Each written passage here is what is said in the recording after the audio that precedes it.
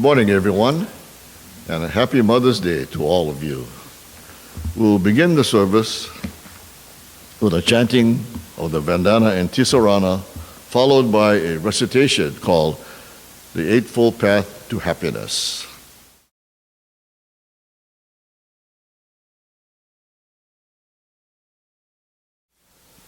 Namo tassa bhagavato arahato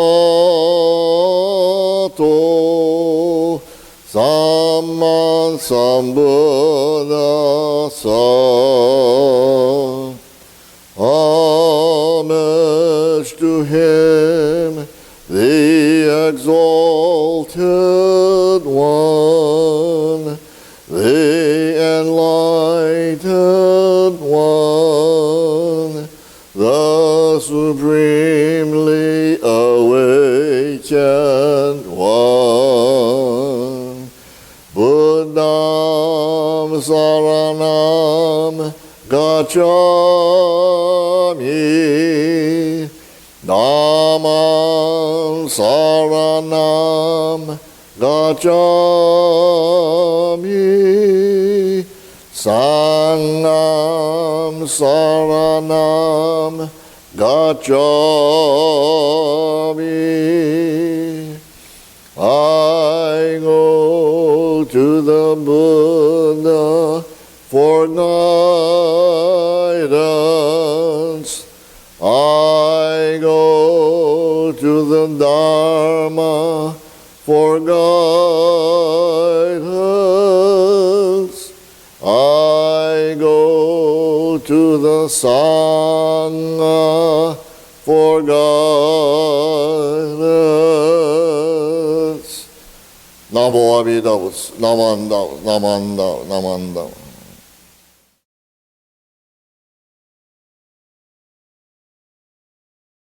The sutra for today is Gassho to Amida.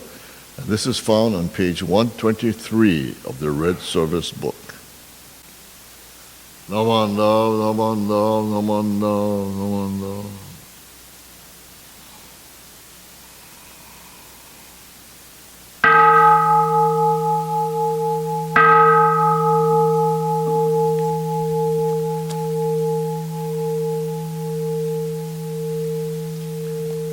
Namo Amida Butsu.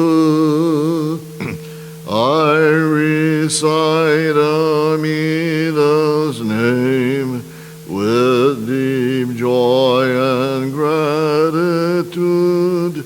I gassho to Amida, trees and grasses and flowers all grow in great compassion. This light shines throughout the world. I gassho to Amida. Flowers bloom and flowers fall. From the seeds sprout new flowers. This is the truth unchanging. I gassho to Amida. Springtime brings the happy birds. Their songs all praise Amida. I join them in Nembutsu. I gassho to Amida. When I call Amida's name, it's Amida calling me. Buddha's voice, my voice are one. I gassho to Amida. When I'm lonely, I recite Namo Amida Butsu. Then I feel great compassion. Aigashotu Amida Nembutsu in work and play, every day with Amida, every moment filled with light. Aigashotu Amida, remember the golden chain, kindness to all living things. I will follow this teaching. Aigashotu Amida, in the clear bright morning sun, in the fading light of day, in the darkness of the night, Aigashotu Amida, Namo Amida Butsu. I live in great compassion. This great power guides my life. Aigashotu Amida.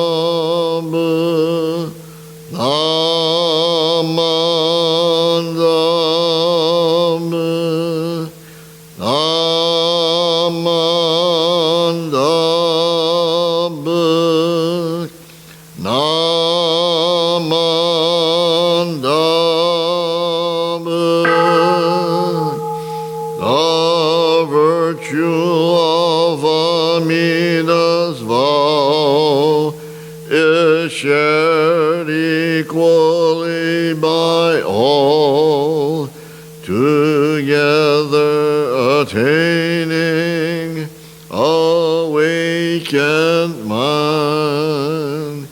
We are born in the land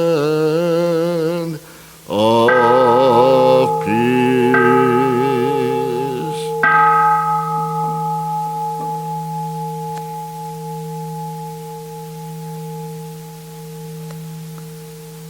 Namanda, namanda, namanda, namanda, namanda.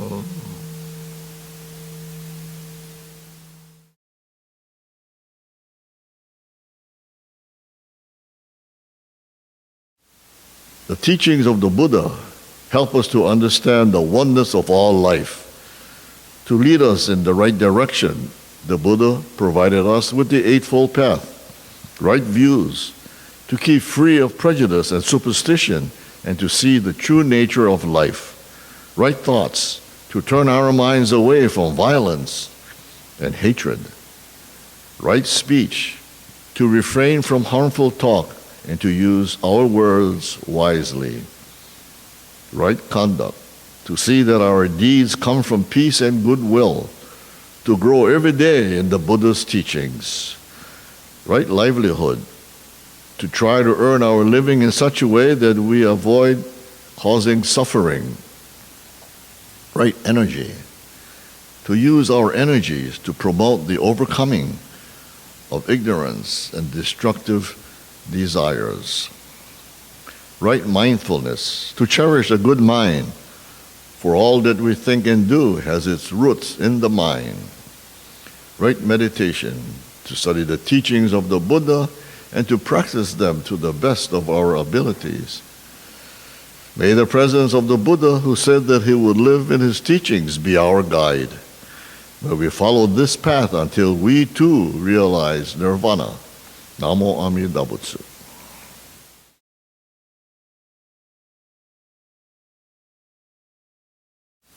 Well, good morning once again, And to everyone, happy Mother's Day. To all beings of this world, as we should celebrate this day for all of us who are enjoying this existence that cannot be repeated. But of course, to the mothers, aunts, and caregivers here in Hawaii and throughout the world as well. I'm glad that you are here this morning, although virtually, as we celebrate this special day. So in honor of Mother's Day, I want to read this poem composed by a retired minister of the Honganji, Reverend Hiromi Kawaji of Pearl City, in his book, To the Sublime Vow. I yearned for Mom far away. When I called out, Mom, her smiling face appeared. In quiet solitude, I softly whispered, Mom. She whispered, Here I am. I bowed my head in gasho. I called again, Mom. I felt her warmth enfold me. Oh, how lucky I am, I mused. Oh, Mom, my beloved Mom, how truly grateful I am. So now will you please put your hands together in reverence as I read these words of the Buddha. Life is too short and fleeting. Today will never come to us again. Life is the most precious gift. Today is the most precious treasure. The Buddha Dharma makes us find the true value of life. Let's make a little more effort for a better and more meaningful life. Namo Amida Butsu. Well, the passage I just read was an adaptation of what was written in the book Dharma Talks of the Four Seasons, produced by the BCA in an article written by Reverend Fumiaki Usuki, who was a retired minister of the West Los Angeles Buddhist Temple. We express our thank yous and express our gratitude to all sentient beings, friends, and acquaintances that through their lives and experiences bring to us the teachings of Buddhism. We look to the teachings of Buddhism and the Dharma for guidance, to guide us in our quest for awakening, and to awaken ourselves from the frustrations that we experience in our daily lives. The Mahayana path is the path to lead others out of suffering. But because we are not yet Buddhas, it is impossible to lead others out of their suffering unless we can first help ourselves. Reverend Usuki said that once we realize the root of our own frustrations, then the issue and problems of others can be appreciated and dealt with in their real sense, and we are no longer trying arrogantly to do something good or noble. To find compassion for ourselves is to find true compassion for others, and only then can we sincerely and happily serve and connect with those around us. Each year before the pandemic, and for at least the past 10 years, around the end of July and beginning of August, I have been going to the Maeda Center of Buddhism, a retreat held at the Institute of Buddhist Studies. This retreat is organized and held by Dr. Nobuo Haneda of Berkeley, California. And I believe some of you know him because he's been here on several occasions to conduct seminars and so forth. Well, he was supposed to be our annual Dr. Al Bloom seminar speaker in November, but rescheduled because of travel restrictions that may still be in place. Anyway, while there we get to meet and visit with Dharma friends from all over the West Coast and even from the Midwest as well. One particular man I made an acquaintance with was with someone from Lodi, California. I would like to share a story that he told me and was a part of with all of you. You see, he planned this dream vacation to Hawaii that included his entire family, his wife, his 2 married children, and their families. He looked at maps and became familiar with the north shore of Oahu, where he had intended to bring his family, for his dream vacation. So he acquired and rented this beach house near Haleiwa somewhere. The day arrived and they all met at the San Francisco International Airport on that eventful morning. Well, the plane was delayed for several hours, and they arrived in Honolulu rather late in the evening. And they went to the car rental agency to procure a van that they had reserved. The rental agency had no record of any van reservation made by this man. So they waited and waited until the car rental people could find a suitable van. Then after waiting another hour or so and finally able to procure a van and feeling very, very tired by this time and cranky as well, they finally took off for the North Shore. Well, along the way he got lost and kept driving and driving, what seemed like for hours. His wife asked him if it wouldn't be a good idea to get directions. And just like what a man would do, he just barked back and said, "No, I can read street signs and I'll find the house." So she said, "Okay then," and kept quiet the rest of the way to the North Shore. So when they finally got past Wahiawa, he took a wrong turn and ended up in Wailua. They backtracked, and when they got to Haleiwa finally, they couldn't find the house. So up and down Kamehameha Highway he drove, up and down Haleiwa Road until finally they reached their destination. All the while he was driving, he was getting heat from his wife, his two sons, and grandchildren, who were by that time very tired. And so by the time they found the house, he was hopping mad. And they unloaded their things, got into the house, and he sat everyone down and told them that this was supposed to be a fun dream vacation, but because of them, everything was ruined. Because it was all their fault. So from now on until the end of the vacation, they were on their own, and they could do whatever they pleased. I do my thing, and you do yours until it's time to go home. Well, the next day he got up, he made his own breakfast, as he was still hopping mad. And after he ate, he went down to the Haleiwa beach, where he saw this local man in the shallow water with his wife and 3 kids fishing for aveo. He watched as each time his wife or kids would catch a fish, then he would leave his pole with one of them, patiently take the fish off the hook, attach another bait to it, and give it back. And this went on for quite a while until this man couldn't take it anymore. So he waded into the shallow water to where they were, and then he asked the local man, "Hey, since it seems so easy to catch fish, and there's so many in the water, why don't you just throw a net and get as much as you want and then go home instead of just doing this one at a time for hours?" The man turned to him and replied, "Hey, brah, this is family time. We come here as a family, and we spend quality time together on weekends. I work all week, my wife works all week, and the kids go to school all day. So now, when we get a chance, we spend time together and bond with each other. That's why I don't throw net. That's not the point. After we're done, we go home with all the fish that we caught.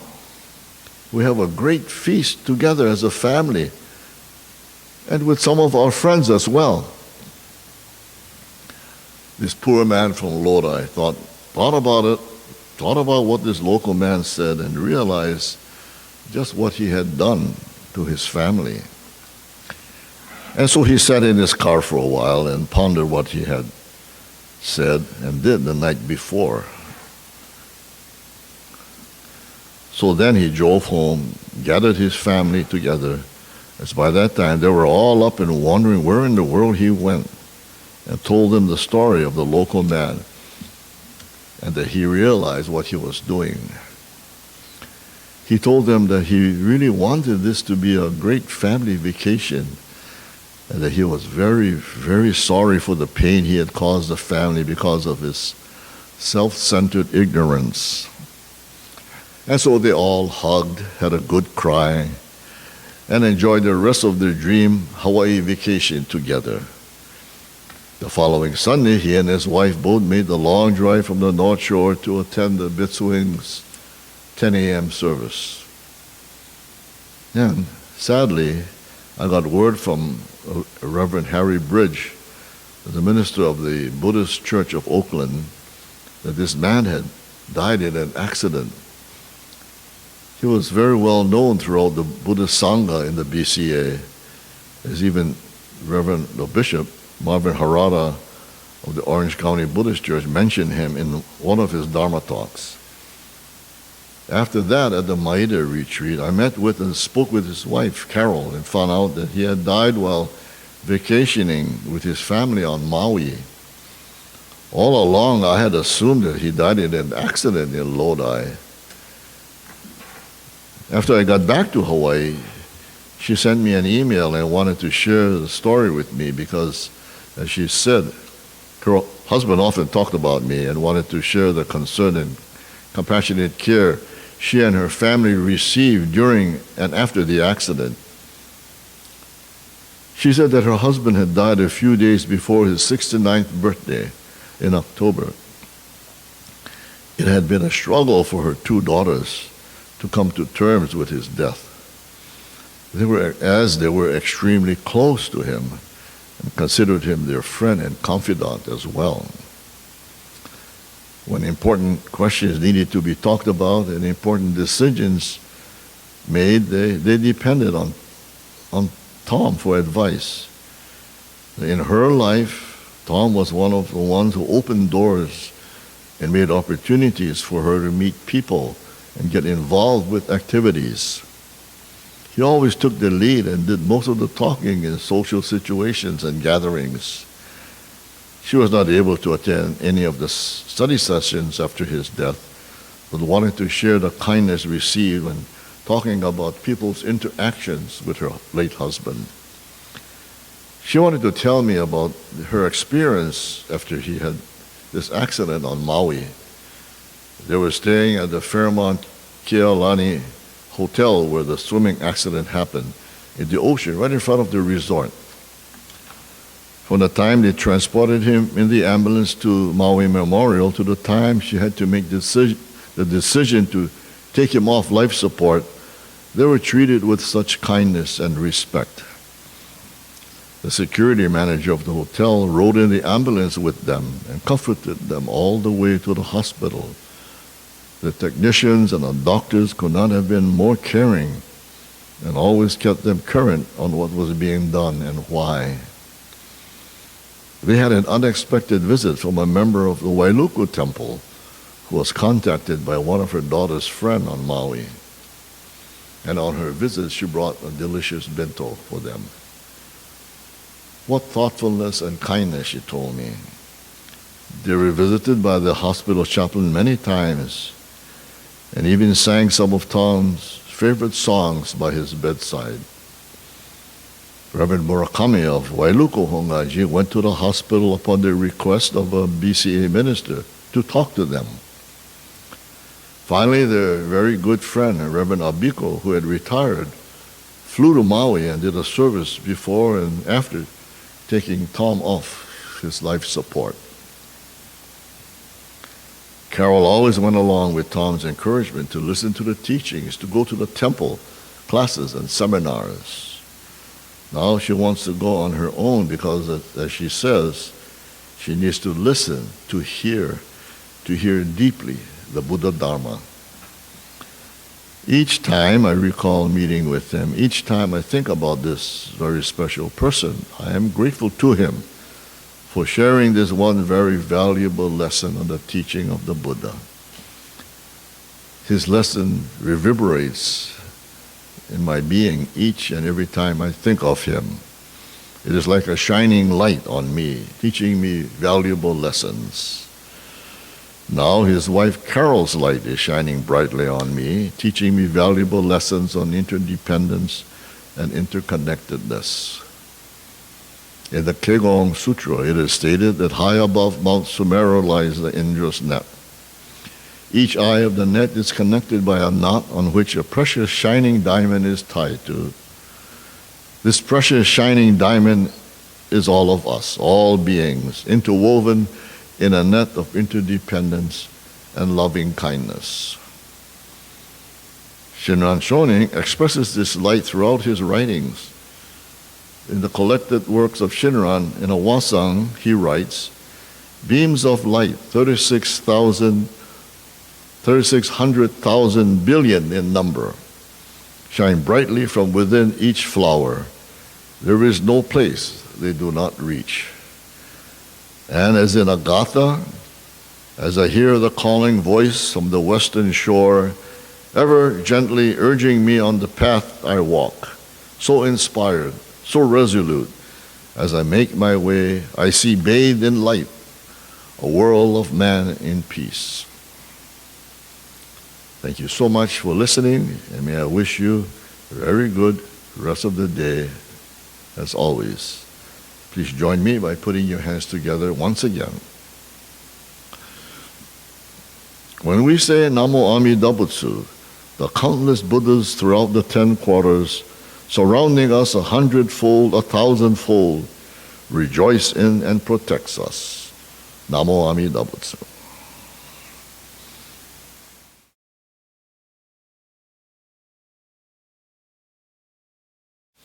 The Gatha for today is Within the Light, and this is followed by the Nembutsu.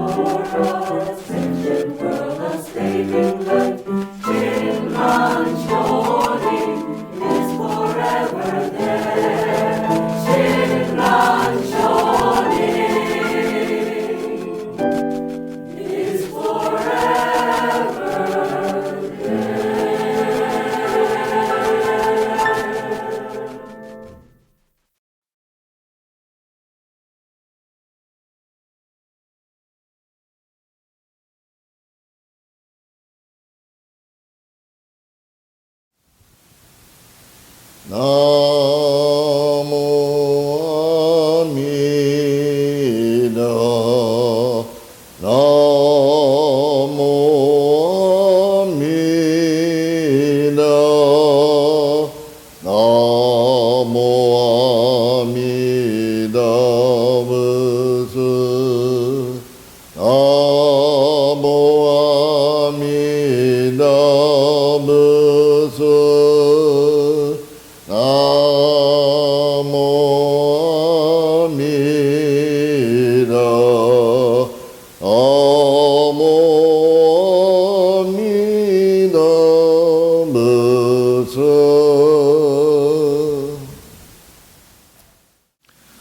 The secret of health for both mind and body is not to mourn for the past, not to worry about the future, and not to anticipate troubles, but to live wisely and earnestly for the present. Well, thank you very much for attending our virtual Mother's Day service. Please join us again next week as we will be observing the birthday of our founder, Shinran Shonin, or Gotang E. And our guest speaker will be the Reverend Tomo Hojo, the West Kauai Honganji. In the meantime, take care of yourselves. Goodbye.